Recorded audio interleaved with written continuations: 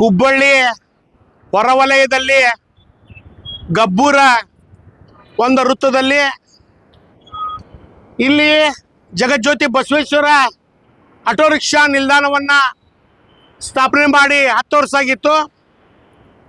ರಾತ್ರೋರಾತ್ರಿ ನಮ್ಮ auto rickshaw ನಿಲ್ದಾಣ ಮತ್ತು ನಮ್ಮ ಬೆಳೆಸಿದಂಥ ಒಂದು ಗಿಡ ಮತ್ತು ಕನ್ನಡ ಬಾವುಟ ಕೂಡ ಕಟ್ಟಿದ್ದೀವಿ.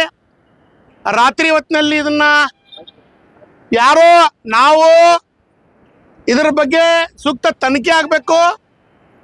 ಇವತ್ತು ಗಾಡಿ ಆದೋಗಿದೆಯೋ ಏನು ಲಾರಿ ಆದಿದೆಯೋ ಅಥವಾ ಯಾರು ಬೇಕತ್ತ ಮಾಡಿದಾರೋ ಇದು ಕುಲ್ಲಂಕುಷವಾಗಿ ತನಿಖೆ ಆಗ್ಬೇಕಂತೇಳಿ ನಾನು ಈಗಾಗಲೇ ಕಸ್ಬಾಪ ಪೊಲೀಸ್ ಸ್ಟೇಷನ್ಗೆ ಮಾನ್ಯ ಇನ್ಸ್ಪೆಕ್ಟರ್ ಸಾಹೇಬರಿಗೆ ಸಿಬ್ಬಂದಿಯವರಿಗೆ ನಾವು ಮನವಿ ಮಾಡಿಕೊಂಡಿದ್ದೇವೆ. ಉತ್ತರ ಕರ್ನಾಟಕ ಆಟೋ ರಿಕ್ಷಾ ಚಾಲಕರ ಸಂಘದ ನೇತೃತ್ವದಲ್ಲಿ ಈ ನಿಲ್ದಾಣ ಸಾರ್ವಜನಿಕರಿಗೆ ಬಂದಂತರಿಗೆ ಒಂದು ನೆರಳು ಮಾಡಿದ್ದೀವಿ.